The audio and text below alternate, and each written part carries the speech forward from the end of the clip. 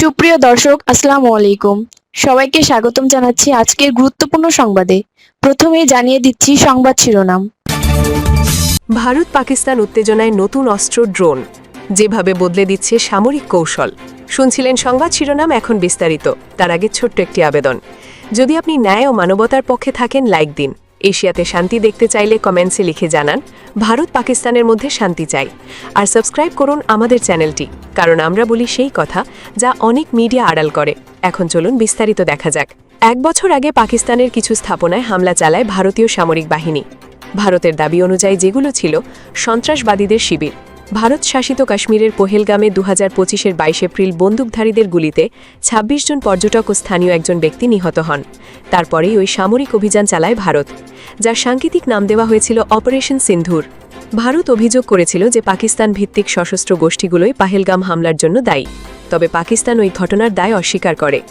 এরপর উপমহাদেশের 2 পারমাণবিক শক্তিধর প্রতিবেশী দেশের মধ্যে 2025-এর 7 মে থেকে 10 মে যে সামরিক সংঘাত হয় তা বলতে গেলে যুদ্ধ কৌশলের একটি নতুন দিক খুলে দেয়। বলা যেতে পারে ভারত পাকিস্তানের মধ্যে সেটি ছিল প্রথম ড্রোন যুদ্ধ। সামরিক পরিভাষায় যুক্ত হয় একাধিক নতুন শব্দ, ইহা, হারব এবং সঙ্গার। 2 দেশই এই ধরনের আনম্যান্ড এরিয়াল সিস্টেম ব্যবহার করে। এই ধরনের সিস্টেম কয়েক দশক ধরেই ব্যবহার হচ্ছে। মার্কিন প্রেডেটর ড্রোন আগেও আফগানিস্তান, পাকিস্তান এবং ইয়েমেনে বেশ কিছু হামলা চালিয়েছে, কিন্তু প্রযুক্তির উন্নতির ফলে আগের সেই আধিপত্য এখন আর কোনো একটি দেশের একচেটিয়া নয়। ড্রোন প্রযুক্তি উচ্চগতি, কম খরচ আর সহজলভ্যতার কারণে আধুনিক যুদ্ধের ধারাকে আমূল বদলে দিয়েছে। ইউক্রেনের যুদ্ধক্ষেত্র থেকে শুরু করে মধ্যপ্রাচ্যে চলমান যুদ্ধ পর্যন্ত ড্রোন কেন্দ্রিক যুদ্ধই বেশি প্রাধান্য পাচ্ছে। 1 বছর আগে পাকিস্তানের রাডার ধ্বংস করার জন্য ক্রুজ মিসাইলের সঙ্গে হামলা চালাতে সক্ষম এমন ড্রোন ব্যবহার করেছিল ভারত। এই ধরনের ড্রোনগুলোকে লয়টারিং মিউনিশন বলা হয়। পাকিস্তানও সেই সময় ভারতীয় স্থাপনাগুলোকে লক্ষ্য করে সোয়াম ড্রোন বা গুচ্ছ ড্রোন ব্যবহার করেছিল। 1 বছর পরেও সেই 4 দিনের ঘটনা থেকে শিক্ষা নিচ্ছে 2 দেশের মহরিক মহল। আকাশে নজরে ড্রোন যুদ্ধের কারণে তৈরি হওয়া চ্যালেঞ্জগুলো স্বীকার করছেন ভারতের শীর্ষ মহরিক মহল। সম্প্রতি এক সংবাদ সম্মেলনে বলা হয়েছে যে সামরিক বাহিনী অন্যান্য মন্ত্রণালয়ের সঙ্গে যৌথভাবে গোটা দেশের জন্য ড্রোন প্রতিরোধী নীতি প্রণয়ন করার কাজ করছে। তবে ভারতীয় শীর্ষ কর্তারাও এও বলছেন যে ড্রোন ব্যবহারের এই ঝোঁক 2025-এর মে মাসের আগে থেকেই শুরু হয়ে গিয়েছিল। সরকারি তথ্য অনুযায়ী 2024-এর 1 নভেম্বর থেকে 2025-এর 31 অক্টোবরের মধ্যে পাকিস্তানের সঙ্গে ভারতের 3323 কিলোমিটার দীর্ঘ সীমান্তে 1816টি ড্রোন দেখা গিয়েছে। ভারতের সীমান্তরক্ষী বাহিনী বিএসএফ-এর মতে পাকিস্তান থেকে ভারতে মাদক, অস্ত্র এবং গোলাবারুদ সরবরাহের জন্য ড্রোন ব্যবহার করা হচ্ছিল। পাকিস্তানের তৎকালীন প্রধানমন্ত্রী শেহবাজ শরীফের প্রতিরক্ষা উপদেষ্টাও 2023-এ বলেছিলেন যে সীমান্তবর্তী অঞ্চলে ড্রোন দিয়ে পাচারকারীরা হেরোইন পাঠাচ্ছে। জম্মুতে 2021-এর জুন মাসে ভারতীয় বিমান বাহিনীর একটি ঘাঁটিতে 2টি বিস্ফোরণ হয়। পুলিশ পরে জানায় যে ওই হামলায় ড্রোন ব্যবহার করা হয়েছিল। পুলিশ এও জানিয়েছিল যে ওই হামলার লক্ষ্য ছিল বিমান বাহিনীর বিমানগুলো, তবে কোনো রকম ক্ষয়ক্ষতির খবর পাওয়া যায়নি ওই সময়। এই ঘটনার পর থেকে সামরিক স্থাপনাগুলোর চারপাশের নিরাপত্তা এবং বিমান প্রতিরোধ ব্যবস্থা আরও জোরদার করা হয়। ইসলামাবাদের সীমান্ত সমঝোতা বিশেষজ্ঞ সৈয়দ মাহমুদ আলী বলেছেন যে সাম্প্রতিক সময়ে ভারত ও তালিবানের ড্রোনের কারণে পাকিস্তানকে চ্যালেঞ্জের সম্মুখীন হতে হয়েছে। 2025 পর্যন্ত গোয়েন্দা তথ্য সংগ্রহ করা এবং হামলা চালানোর জন্য গুরুত্বপূর্ণ ভূমিকা ছিল ড্রোনের। সংঘাতের কারণে চীন ও পাকিস্তানের সঙ্গে সীমান্ত রক্ষা এবং আকাশ সীমা সুরক্ষিত করায় জোর দিয়েছে ভারত। তেমনি 2024 থেকে পাকিস্তানও ভারত, আফগানিস্তান ও ইরানের সঙ্গে সংঘর্ষে জড়িয়েছে। এই জন্যই ভারত ও পাকিস্তান নিজেদের সামরিক ক্ষমতা বাড়াচ্ছে। এর মধ্যে অস্ত্রসহ ড্রোন যেমন আছে, তেমনি আছে বিনা অস্ত্রের ড্রোনও। নতুন চ্যালেঞ্জ, নয়া প্রতিরক্ষা ব্যবস্থা। ভারতীয় বিমান বাহিনীর director general air operations air marshal A.K. Bharti সম্প্রতি জানিয়েছেন কিভাবে পাকিস্তানের অনবরত ড্রোন অভিযান ভারতকে বাধ্য করেছিল পাল্টা অভিযান চালাতে।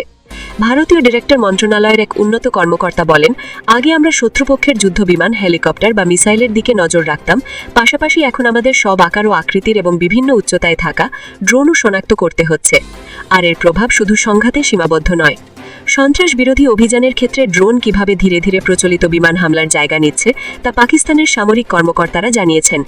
কথিত সন্ত্রাসবাদীদের বিরুদ্ধে সাম্প্রতিক অভিযানে থাকা এক পাকিস্তানি অফিসার বলেন, ড্রোন ভিত্তিক অভিযানগুলো বেশি কার্যকর, কারণ ড্রোন হামলায় পারিপার্শ্বিক ক্ষয়ক্ষতি অনেক কম হয়। প্রতিরক্ষা গবেষণা ও উন্নয়ন সংস্থা বা ডিআরডিওর প্রাক্তন চেয়ারম্যান ডক্টর জি সতীশ রেড্ডি জানান যে ভারত কিভাবে তাদের সমন্বিত ব্যবস্থা kinetic interceptor, electronic warfare jammer এবং লেগাসি নামের আকাশ প্রতিরক্ষা কামান মোতায়েন করে সফলভাবে বড় ধরনের হামলা প্রতিহত করেছে। যদিও তাদের মতে খরচ একটি বড় উদ্বেগের বিষয়। ভারতের প্রতিরক্ষা মন্ত্রণালয়ের এক উন্নত কর্মকর্তা বলেন, শত্রুর ছড়া সস্তা ড্রোন ধ্বংস করার জন্য দামি মিসাইল ব্যবহার করা যায় না, তাই খরচের কথা মাথায় রেখেই সমাধান খুঁজতে হয়। তবে এয়ার মার্শাল কে ভারতীয় যুদ্ধক্ষেত্রে শুধু স্বল্প মূল্যের ড্রোনের প্রভাবকে অতিরিক্ত গুরুত্ব দেওয়ার বিষয়ে সতর্ক করেছেন। তিনি বলেন, আমাদের বিপুল সংখ্যক ড্রোন প্রয়োজন। স্বল্প মূল্যের ড্রোন বড়জোর শত্রুকে ক্রমাগত হয়রানি করতে পারে, কিছু লক্ষ্যবস্তুতে আঘাত হানতে পারে, কিন্তু যদি চূড়ান্ত সফলতার জন্য সেগুলোতে লক্ষ্যবস্তু সম্পূর্ণ ধ্বংস করার ক্ষমতা থাকতে হবে। ব্রহ্মোস মিসাইলের মতো অত্যাধুনিক অস্ত্রের দ্বারাই তা সম্ভব বলে মনে করেন তিনি আরও বলেন, এই জন্য এই ড্রোনের সঙ্গে এই ধরনের উন্নত প্রযুক্তিরও প্রয়োজন আছে। পাকিস্তানও বলছে যে তারা সংঘর্ষের সময় ড্রোনের বড়সড় হামলা নিষ্ক্রিয় করেছে। ইসলামাবাদ ভিত্তিক সীমান্ত সমঝোতা বিশেষজ্ঞ সৈয়দ মোহাম্মদ আলী বলেছেন যে পাকিস্তান ড্রোনের বিরুদ্ধে অস্ত্র দিয়ে রোখা যায় এমন কাইনেটিক পদ্ধতি যেমন ব্যবহার করেছে, তেমনি প্রযুক্তি দিয়ে আটকানো যায়, অর্থাৎ নন কাইনেটিক প্রতিরোধী ব্যবস্থাও গড়ে তুলেছে। তার কথায় ভারতের ব্যবহৃত ইসরায়েল নির্মিত হেরন ড্রোনের বিরুদ্ধে কার্যকরভাবে এসব পদ্ধতি ব্যবহার করা হয়েছে। পাকিস্তানি সামরিক কর্মকর্তারাও জানিয়েছেন যে পাকিস্তানের অভ্যন্তরে সন্ত্রাস বিরোধী অভিযানের ক্ষেত্রে প্রচলিত বিমান হামলার পরিবর্তে ড্রোন ভিত্তিক অভিযান ক্রমশ প্রাধান্য পাচ্ছে। কিন্তু ড্রোনের বিরুদ্ধে আকাশ প্রতিরক্ষার এই বৃহত্তর চ্যালেঞ্জ শুধু দক্ষিণ এশিয়ার মধ্যেই সীমাবদ্ধ নয়। ইন্টারন্যাশনাল ইনস্টিটিউট ফর স্ট্র্যাটেজিক স্টাডিজের একটি বিশ্লেষণে দেখা গেছে যে 2026-এর ফেব্রুয়ারি থেকে মার্চের মধ্যে ইরান তার প্রতিবেশী দেশের ওপরে 4000-এরও বেশি মিসাইল ও ড্রোন নিক্ষেপ করেছে। যদিও খুব কম সংখ্যকই তাদের লক্ষ্যে আঘাত হেনেছে, এই হামলাগুলো বিশ্বের জ্বালানি ও আর্থিক বাজারে উল্লেখযোগ্য অস্থিরতা সৃষ্টি করেছে। বিশ্লেষণটিতে আরও বলা হয়েছে, যদিও গালফ কোঅপারেশন কাউন্সিল সদস্য রাষ্ট্রগুলো ইরানের ছোড়া মিসাইলের বড় অংশ প্রতিহত করতে পেরেছে, তা সত্ত্বেও কিছু গুরুত্বপূর্ণ স্থাপনায় ইরান যে হামলা চালাতে সক্ষম হলো, তাতে প্রমাণ হলো যে তাদের আকাশ ও মিসাইল প্রতিরক্ষা কাঠামোর কিছু সীমাবদ্ধতা আছে।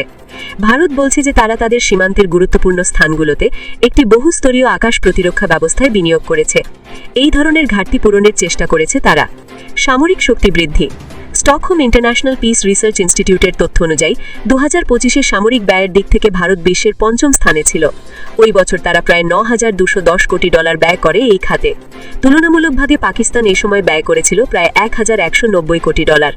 ভারতীয় সশস্ত্র বাহিনীতে ইসরায়েল নির্মিত একাধিক মিলিটারি প্রযুক্তি ব্যবহৃত হচ্ছে। ইন্টারন্যাশনাল ইনস্টিটিউট ফর স্ট্র্যাটেজিক স্টাডিজের তথ্য অনুযায়ী সেনাবাহিনী, নৌবাহিনী এবং আকাশ বাহিনীতে প্রধানত নজরদারির জন্য হেরন আর সার্চার মার্ক 1 বা 2 ড্রোন ব্যবহার করা হয়। এই দুটি মাঝারি উচ্চতায় দীর্ঘ সময় ধরে উঠতে সক্ষম। মূলত নজরদারির জন্যই এগুলো ব্যবহার করা হয়। সার্চার ছিল ভারতের প্রথম ড্রোন, যা 2009 সালে কেনা হয়েছিল।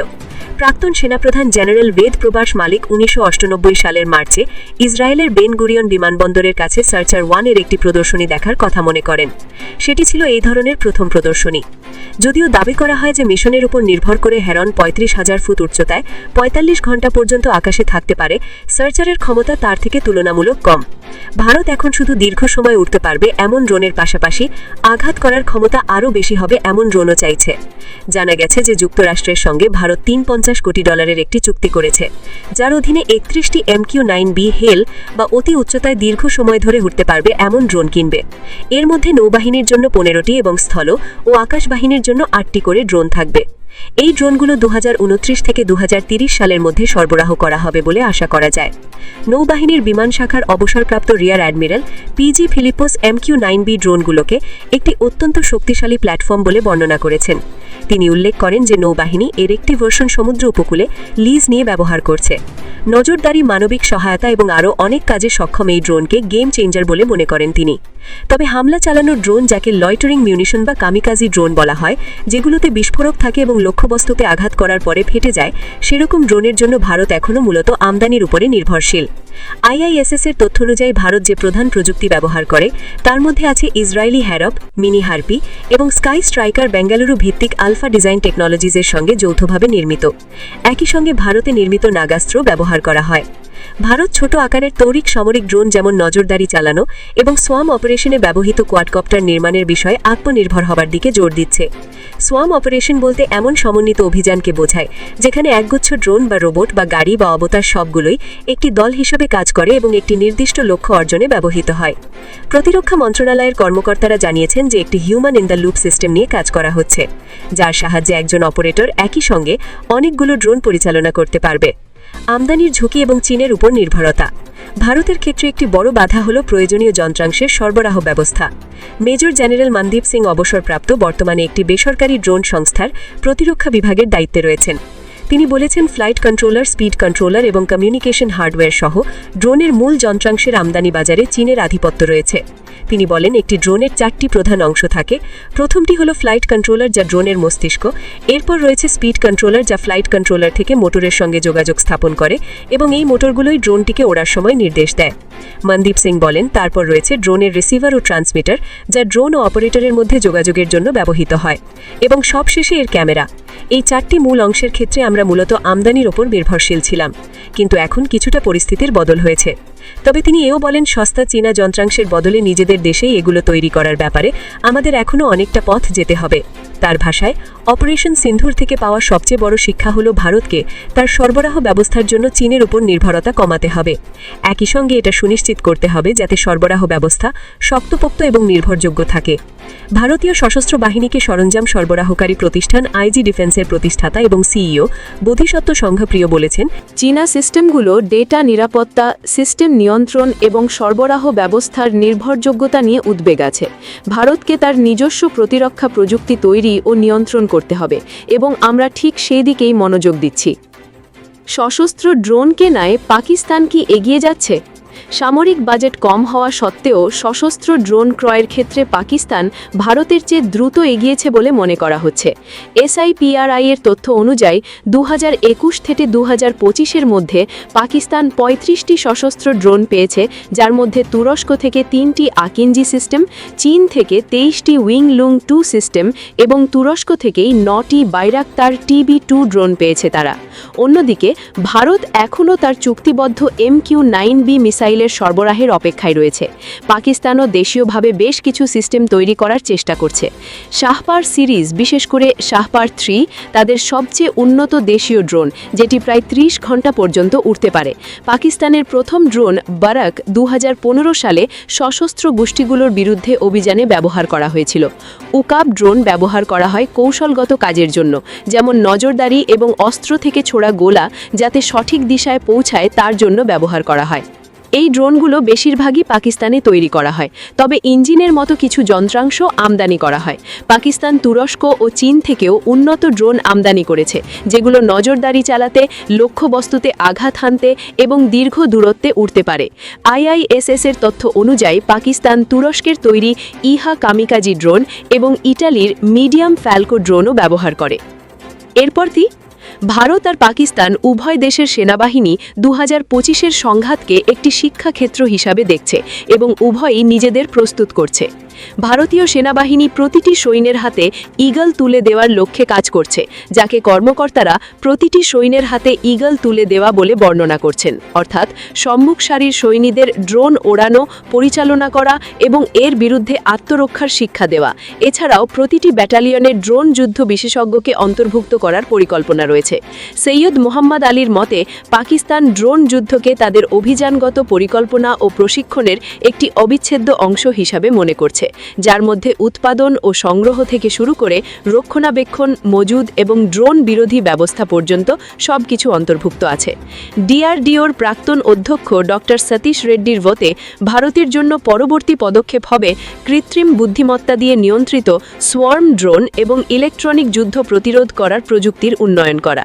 এছাড়াও ভারত উৎপাদন ক্ষমতা বৃদ্ধি, বর্তমান সামরিক সরঞ্জামের সাথে ড্রোন সিস্টেমকে আরও ভালোভাবে যুক্ত করা এবং এ ব্যাপারে দক্ষ কর্মী গড়ে তোলার দিশায় কাজ করছে। তবে বিশ্লেষকরা সাবধান করছেন যে ড্রোনকে কৌশলগত ক্ষমতার ভারসাম্য পুরোপুরি বদলে দিতে পারে এমন একটি সরঞ্জাম হিসাবে দেখা উচিত নয়।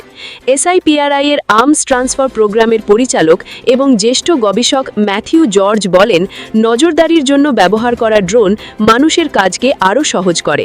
তিনি আরও বলেন, তবে আমি মনে করি না ড্রোন ব্যবহার করা শান্তি বজায় রাখার ক্ষেত্রে কোনো বাধা হয়ে উঠবে যদি দুই পক্ষের রাজনৈতিক নেতৃত্ব এই প্রচেষ্টা চালান।